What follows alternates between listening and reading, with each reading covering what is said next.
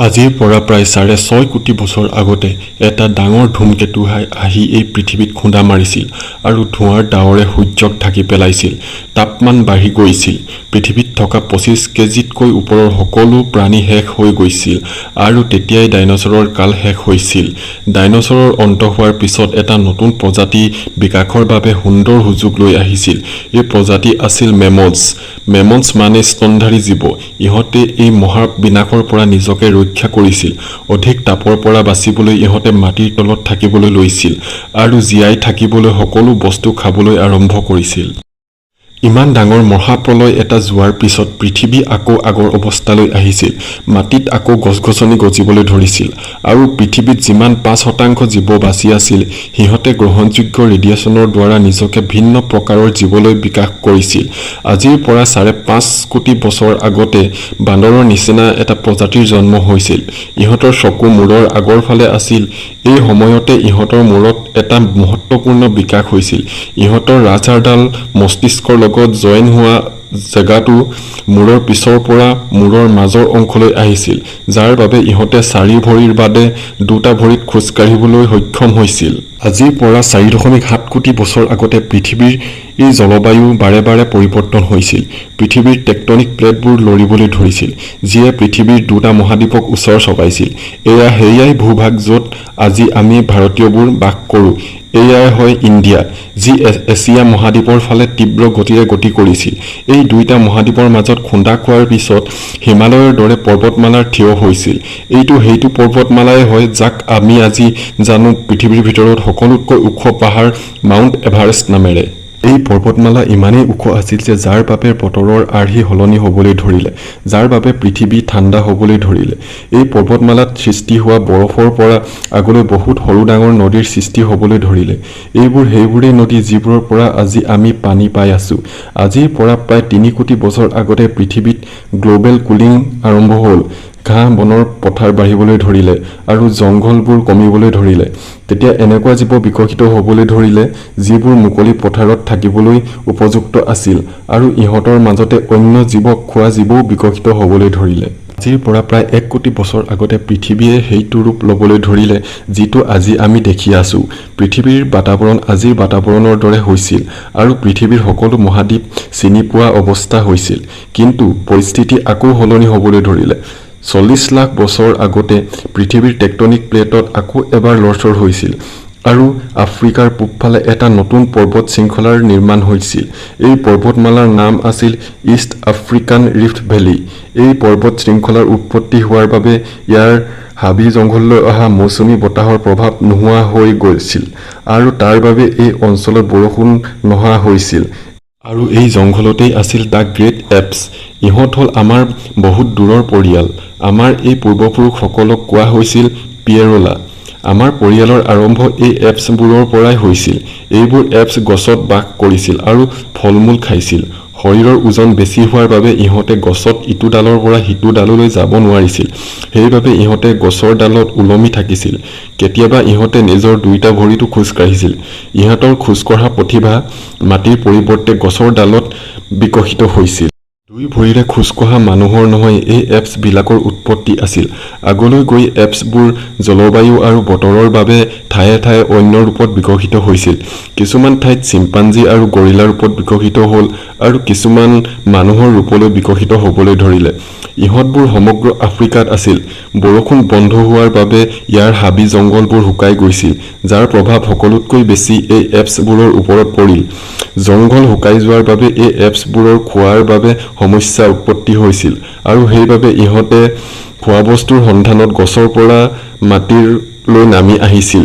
ইহঁত আছিল আৰ্ডিপিথেকাছ ৰেমিডাছ। ইহঁতেই আছিল আমাৰ পূৰ্বপুৰুষ যিয়ে মানৱ ইতিহাসৰ প্ৰথম খোজ মাটিত ৰাখিছিল আৰু ইহঁতৰ বাবে আজি আমি চন্দ্ৰত প্ৰথম খোজ ৰাখিবলৈ সক্ষম হৈছো। ইহঁতৰ মগজু এটা কমলা টেঙাৰ সমান আছিল আৰু ইহঁতৰ উচ্চতা 4 ফুট আছিল। ইহঁত আমাৰ বংশৰ সকলোতকৈ প্ৰথম থিয় হৈ খোজ কঢ়া জীৱ আছিল। বহু হাজাৰ বছৰ বিকাশৰ পিছত ইহঁতে 2 ভৰিৰ ওপৰত খোজ কাঢ়িবলৈ ল'লে, যাৰ বাবে শক্তি কম খৰচ হৈছিল আৰু ইহঁতে গৈ থাকোঁতেও খাব পাৰিছিল। 2 ভৰিৰে খোজ কঢ়াৰ বাবে ইহঁতে এতিয়া থিয় হৈ দূৰ দূৰলৈ চকু দিব পাৰিছিল। সময়ৰ লগে লগে বিকাশৰ প্ৰক্ৰিয়া চলি থাকিল আৰু আমাৰ পূৰ্বপুৰুষসকল লাহে লাহে বিকশিত হ'বলৈ ধৰিলে। আজিৰ পৰা প্ৰায় 23 লাখ বছৰ আগতে আমাৰ পূৰ্বপুৰুষসকলৰ মগজু ডাঙৰ হৈছিল। ইহঁত আছিল হোমো হেবিলিয়াছ। ইহঁতেই প্ৰথম শিলগুটিক অস্ত্ৰ হিচাপে ব্যৱহাৰ কৰিবলৈ আৰম্ভ কৰিছিল। যেতিয়া এই শিলবোৰৰ ছাইডত এটা চোকা ধাৰ থকা অংশ ইহঁতৰ চকুত পৰিল, তেতিয়া আমাৰ পূৰ্বপুৰুষসকলৰ ওচৰলৈ বস্তু কাটিবলৈ সঁজুলি আহিল, যাৰ বাবে ইহঁতে এনেকুৱা হাজাৰটা কাম কৰিব পাৰিছিল যিটো আগতে ইহঁতে কৰিব নোৱাৰিছিল। শিলগুটি ব্যৱহাৰৰ বাবে ইহঁতৰ হাত আৰু আঙুলি টান হ'ল, যাৰ বাবে ইহঁতে আৰু অধিক কুশলেৰে হাত ব্যৱহাৰ কৰিবলৈ সক্ষম হৈছিল। সময় বাগৰি যোৱাৰ লগে লগে আমাৰ পূৰ্বপুৰুষসকলে সমূহীয়াভাৱে অন্য জন্তুৰ চিকাৰ কৰিবলৈ লৈছিল। ইহঁত আছিল হোমো ইৰেক্টাছ। ইহঁত অন্য জীৱ-জন্তুতকৈ বেছি বুদ্ধিশীল আছিল। ইহঁতেই সকলোতকৈ প্ৰথম জুইৰ ব্যৱহাৰ কৰিবলৈ শিকিছিল। জুইৰ উদ্ভাৱনী আমাৰ পূৰ্বপুৰুষসকলৰ সকলোতকৈ ডাঙৰ উদ্ভাৱন আছিল, যিয়ে ইহঁতক গৰম, পোহৰ, আন্ধাৰ আৰু জংঘলী জীৱ-জন্তুৰ পৰা সুৰক্ষা কৰিছিল। আৰু ইয়াৰ পিছত লাহে লাহে ইহঁতৰ মাজত পৰিয়াল হ'বলৈ ধৰিলে। ইহঁতে জুইত মাংস বনাবলৈ শিকিলে। মাংস সিজাই খোৱাৰ বাবে এতিয়া ইহঁতে মাংস চুবোৱাত, হজম কৰাত শক্তি কম খৰচ কৰিব লগা হৈছিল, আৰু সেইবাবে এই শক্তি ইহঁতৰ মগজুত খৰচ হ'বলৈ ধৰিলে, আৰু মগজুৱে কেলৰি আৰু অধিক শক্তি পাবলৈ ধৰিলে, যাৰ বাবে ইহঁতৰ মগজু আৰু ডাঙৰ হ'বলৈ ধৰিছিল। আজিৰ পৰা প্ৰায় 2 লাখ বছৰ আগতে আজিৰ মানুহে নিজৰ ৰূপ লৈছিল। মাত মতা যিডাল নলী আমাৰ পূৰ্বপুৰুষসকলৰ ডিঙিৰ ওপৰত আছিল, আৰু এতিয়া সেইডাল ডিঙিৰ তললৈ আহিছিল, যাৰ বাবে আমি এতিয়া আৰু জটিল শব্দ উলিয়াব পাৰিছিলোঁ। আমি কথা ক'বলৈ আৰম্ভ কৰি দিছিলোঁ। প্ৰথমবাৰ কথা ইজনৰ পৰা সিজন বা এটা বংশৰ পৰা ইটো বংশলৈ ক'ব পৰা হৈছিল। এয়ে সেই শেষ বিকাশ ক্ৰম আছিল, যাৰ পিছত বিকাশ হৈ আমি হ'লো। আমি অৰ্থাৎ হোমো চেপিয়ান্স। আজিৰ পৰা 1 লাখ বছৰ আগতে মানুহ যলৈ হ'লেও যাব পাৰিছিল। আমাৰ লগত কৌশলী হাত আৰু প্ৰাচীন অস্ত্ৰ আছিল, আৰু আমি কথা পাতিব পাৰিছিলোঁ। এতিয়া আমি আমাৰ আফ্ৰিকান ঘৰটোক আৰু ডাঙৰ কৰিব পৰা হৈছিলোঁ। মানুহ বহুত দূৰ দূৰ যোৱাৰ বাবে পৃথিৱীত বহুত ডাঙৰ সলনি হৈছিল। এতিয়া আমি এটা মহাদ্বীপৰ পৰা বেলেগ এটা মহাদ্বীপত থাকিবলৈ লৈছিলোঁ। প্ৰায় 50,000 বছৰ আগতে বৰফৰ যুগ আৰম্ভ হৈছিল, আৰু নৰ্থ পোলৰ পৰা এই বৰফ আগবাঢ়িবলৈ ধৰিলে। আৰু তেতিয়া মানুহ চাইনা আৰু অষ্ট্ৰেলিয়া পাইছিলগৈ। 30,000 বছৰ আগতে মানুহ প্ৰথমবাৰ ইউৰোপ পালেগৈ। যেতিয়া বৰফৰ যুগ শেষ হ'ব হৈছিল, তেতিয়া মানুহে নিজৰ অনুসন্ধানত নৰ্থ ইষ্ট চাইবেৰিয়া পাইছিলগৈ।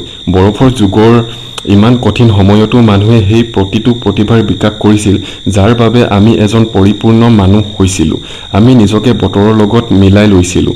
আমি অধিক বুজিব পৰা হৈছিলোঁ। তাৰ পিছত আমি সমগ্ৰ পৃথিৱীতে আমাৰ গাঁও বনালোঁ। সাগৰৰ পাৰৰ পৰা পাহাৰৰ ওপৰলৈকে, সেউজীয়া ঠাইৰ পৰা শুকান ঠাইলৈকে সকলোতে মানুহ আছিল। আমাৰ আকাৰ, আমাৰ ছাল, চকু, চুলি আদি আকাৰ জলবায়ু আৰু ঠাই বিশেষে সলনি হৈছিল। আমাৰ আৱশ্যকীয় অনুসৰি খেতি আৰম্ভ কৰিছিলোঁ, আৰু অন্য জন্তু পুহিবলৈ আৰম্ভ কৰিছিলোঁ। আমি গাঁও আৰু চহৰৰ নিৰ্মাণ আৰম্ভ কৰিছিলোঁ। তাৰ পিছত আমাৰ সভ্যতা সংস্কৃতি জন্ম হ'ল। আমি বিজ্ঞান আৰু গণিতৰ ব্যৱহাৰ আৰম্ভ কৰিছিলোঁ, যাৰ বাবে আমি ভৱিষ্যতলৈ যাবলৈ শক্তি আৰু কৌশল পালোঁ। এয়া আমাৰ সময়। এতিয়া আমি পূৰ্ণ বিকশিত। আমাৰ দৰে এই পৃথিৱীত আৰু অন্য জীৱ নাই। আজি আমি জানো আমি কোন হয়, ক'ৰ পৰা আহিছোঁ। কিন্তু এয়াতো আৰম্ভহে। এতিয়াও আমাৰ ভ্ৰমণ শেষ হোৱা নাই। এতিয়াও আমি আৰু আগলৈ যাবলৈ আছে, আহিব লগা পৰিস্থিতিৰ লগত মুখামুখি হ'বলৈ আছে, আৰু নিজকে আৰু বিকশিত আৰু আধুনিক বনাবলৈ আছে। তো বন্ধুসকল, আজিলৈ ইমানেই।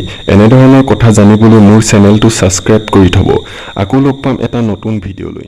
তেতিয়ালৈকে বাই বাই।